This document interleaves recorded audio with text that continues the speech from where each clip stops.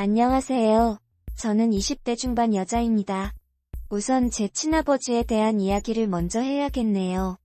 우리 친아버지라고 불리는 그 인간은 술주정뱅이의 난봉꾼이었습니다. 일주일에 하루 이틀 빼고는 늘 술에 취해서 집에 들어왔고, 집에 들어오면 엄마를 강제로 탐하고, 제가 자든지 깨어있든지 제가 옆에서 있든지 전혀 신경을 쓰지 않았어요. 그저 그 짓을 하는데 정신이 없었습니다. 반항하면 어떻게 되는지 엄마는 너무나 잘 알기에 나한테는 나가 있으라며 계속 손짓으로 눈빛으로 이야기를 했어요. 그런 모습을 여러 번 지켜보게 된 저는 어느 날 참지 못해 미친 듯이 소리를 질러버렸습니다. 귀를 막고 눈을 감고 계속 소리를 질렀습니다. 그러던 중에 제 뺨이 뜨거워졌습니다. 아버지가 그 큰 손으로 손찌검을 했습니다. 엄마는 그런 아버지를 말렸습니다. 애가 무슨 잘못이 있냐?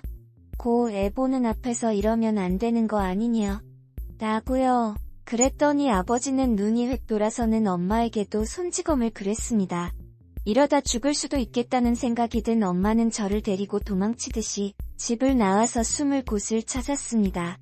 아버지는 더 미친 듯이 날뛰면서 우리를 찾으러 나왔고, 골목 쓰레기통 뒤에 숨어있는 우리를 발견하지 못한 아버지는 집으로 들어가서 오토바이를 타고 나오더니 우리를 찾는 듯 어디론가 미친 듯이 달려갔습니다. 그날은 비가 왔고 아버지는 다음날 아침 다리 밑에서 발견됐습니다. 다리를 건너다 빗길에 미끄러져서 추락사했다고 했습니다. 그때부터 엄마와 저는 새 인생을 찾았습니다. 이렇게까지 바란 건 아니었지만 아버지와 함께 했던 지긋지긋했던 삶이 끝났다고 생각하니까 솔직히 슬픈 마음은 없었습니다. 저는 평범한 아버지를 잃은 평범한 딸처럼 슬픈 척을 하면서 아버지의 장례를 치렀습니다. 그리고 아버지가 없는 평화로운 날을 살고 있었죠. 그런데 그 평화는 오래가지 않았습니다. 아버지가 사라지자 이제는 할머니가 찾아와서 우리 집을 뒤집어놨습니다. 내 아들 죽인 년이라고요. 온 동네 다니면서 저 년이 더러운 짓을 하고 다녀서 우리 아들이 죽었다며 몇 날 며칠이고 엄마를 괴롭혔습니다. 더 이상 그곳에 머무를 수 없었던 엄마와 저는 도망치듯이 동네를 빠져나와 이사를 했고, 우리는 엄마가 초등학교 때까지 살던 경북의 한 작은 동네로 이사를 갔습니다. 그때 저는 고3이었어요. 시골집이 몇 채 모여있는 크지 않은 마을이었습니다. 이사를 하는데 온 동네 사람들이 세 사람이 왔다면서 들여다보고 더러는 엄마를 기억하는 사람도 있었습니다. 그 중에 한 사람이 몇 집 건너에 사는 아저씨였어요. 엄마의 초등학교 동창이라고 하는 그 아저씨는 키는 보통 키에 덩치가 약간 있고 얼굴은 약간 까무잡잡한데 웃는 얼굴이 너무나 시원시원해 보였습니다. 무엇보다 말투가 너무 다정해서 저는 아저씨가 말할 때면 너무나 마음이 편하고 행복한 마음마저 들었습니다. 우리 아버지와는 너무나 다른 아저씨를 보면서 저는 문득 이 아저씨가 내 아버지였으면 좋겠다가 아니라 아저씨랑 살고 싶다라는 생각이 들었습니다. 아저씨는 부산에서 자동차 부품회사를 다니다가 고향으로 다시 돌아왔는데 결혼할 뻔했던 여자에게 사기를 당하고 다 털고 고향으로 내려왔다고 했습니다. 아저씨는 시골에서 누에고치를 치고 벼농사 밭농사를 지으면서 살고 있었고 아저씨는 농사 지은 걸 우리 집에 가져다 주었습니다.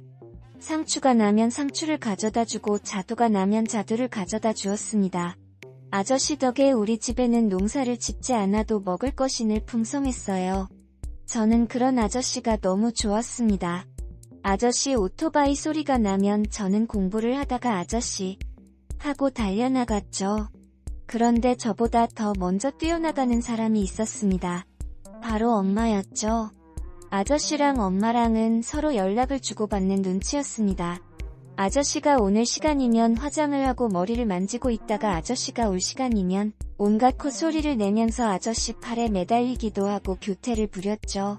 저는 그런 엄마가 너무 보기 싫었습니다. 아니, 천박해 보였습니다.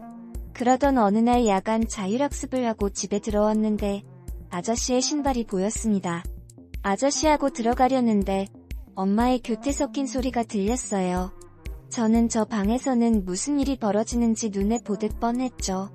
두 사람은 제가 온 것도 모르는 듯 했습니다.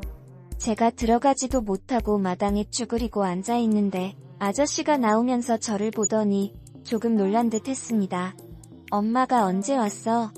하면서 건성으로 제게 말을 하더니 아저씨 팔짱을 끼고 아저씨를 배웅하고 오더라고요. 저는 기분이 너무 더럽고 엄마라는 여자가 너무 추잡하게 느껴졌습니다. 저는 씻지도 않고 그냥 이불을 뒤집어 쓰고 제 방에 누웠습니다. 그리고 잠시 후 엄마가 들어오더니 저보고 이상하게 생각하지 말라면서 사실 아저씨는 오래전부터 알던 사람이라 같이 있으면 마음이 편하고 그러다 보니까 많이 가까워졌다고 했습니다. 그러더니 엄마가 저에게 바짝 다가앉아서 이야기를 했습니다. 아저씨와 같이 살림을 합칠까 하는데 괜찮지? 너도 이번에 대학 붙으면 다른 지역으로 갈 거고 엄마 혼자 살기도 힘들고 해서 그 얘기를 듣고 있는데 저는 온몸이 떨렸습니다. 저는 엄마를 벌레 보듯이 째려봤습니다. 그리고 엄마한테 이야기했죠. 엄마는 내가 있는데 왜 남자를 집에 끌어들이려고 그래? 엄마는 남자 없이 못 살아. 아버지한테 그렇게 당하고도 지겹지 않아? 엄마 완전 비정상이야. 그랬더니 엄마는 제 뺨을 한 대 올리더니 어디서 싸가지 없이 말을 하냐며 미친 사람처럼 난리를 치더군요. 그 지옥 같은 데서 너 때문에 참고 살았는데 어디서 엄마한테 그런 식으로 말았냐고요. 이제는 엄마도 엄마 인생 살 테니까 너는 네 인생 살라고 하더라고요. 아저씨하고 이미 다 이야기됐다면서요. 저는 순간 엄마고 아저씨고 다 싫었습니다. 그 일이 있고 난 후 엄마 나는 서로 말도 섞지 않고 살았고 엄마는 여전히 아저씨가 오면 온갖 콧소리를 내면서 교태를 부렸습니다. 그럴 때마다 저는 귀로 막았어요. 그리고 다음해 봄에 저는 도시로 대학을 갔고 학교 앞에서 자취를 했어요. 저는 남자를 만나기 시작했어요. 그리고 제 방을 찾은 남자도 여럿 있었어요. 그런데 전 누구에게도 정을 붙일 수가 없었습니다. 남자를 만나서 잘 때마다 자꾸 아저씨 얼굴이 떠올랐어요. 아저씨 품에 안기는 상상을 했고 그 품에 내가 아닌 엄마가 있다는 것이 치가 떨리게 싫었습니다. 그렇게 1년이 지나고 엄마에게 연락이 왔어요. 유방암이라고요. 수술을 해야 하니까 집으로 좀 오라고 했습니다. 저는 엄마 얼굴도 보기 싫었지만 갔습니다. 그곳에는 아저씨가 있고 아저씨가 너무 보고 싶었거든요. 엄마는 수술을 위해서 입원을 했고 아저씨는 누에고치 때문에 자리를 오래 뜰 수가 없어서 저는 아저씨와 엄마 사이로 오가면서 낮에는 엄마에게 가서 병간호를 했고 저녁에는 집으로 가서 아저씨를 위해서 이런저런 먹을 것을 준비했습니다. 아저씨는 엄마한테 가봐야 한다고 했지만 전 하루 종일 일했으니까 집에서 좀 쉬시라고 했습니다. 아저씨까지 병난다고요. 저는 사실 아저씨와 둘이 앉아서 밥을 먹고 둘만 이야기를 나누는 것이 너무 좋았습니다. 아저씨를 보고 있으면 정말 아무데도 가고 싶지 않고 아저씨랑 둘만 있고 싶었죠. 아저씨는 그런 매력이 있는 사람이었습니다. 아저씨와 있을수록 두 번 다시 엄마가 이곳으로 돌아오지 않았으면 좋겠다라는 생각이 들었습니다. 벌 받을 생각이죠. 네, 알지만 하지만 사실이 그랬습니다. 하루는 아저씨가 밭에서 상추와 고추를 뜯어와서 저는 삼겹살을 구웠습니다. 그리고 저도 대학생이니까 아저씨에게 술을 한 잔 달라면서 얻어먹고 아저씨에게도 술을 따라주며 술잔은 저와 아저씨 사이를 계속 돌았습니다. 그리고 그날 밤 아저씨한테 물었습니다. 혼자 자기 무서운데 아저씨 옆에서 자도 되냐고요. 아저씨는 그러면 안 되는 거 아니냐고 했지만 전혀 놀라는 눈치는 아니었습니다. 제가 아저씨를 좋아하고 있다는 걸 아저씨도 눈치채고 있다는 걸 알게 됐죠. 저는 아저씨가 허락하지는 않았지만 아저씨가 있는 방으로 갔습니다. 그리고 불을 끄고 누워있는 아저씨 옆에 가서 조용히 누웠습니다. 아저씨는 둘이 된 듯 꼼짝도 않고 누워있었고요. 저는 아저씨 팔을 빼다가 팔베개를 했습니다. 아저씨 옆에 누워서 아저씨와 몸을 맞대고 누우니까 온몸에 전율이 있는 듯 짜릿했습니다.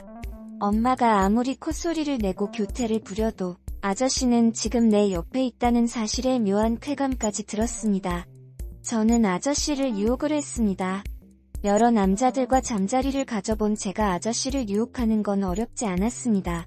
아저씨는 처음에는 이러면 안 된다고 하더니 못 이기는 척 제 손길을 받아줬습니다. 너무 좋았습니다.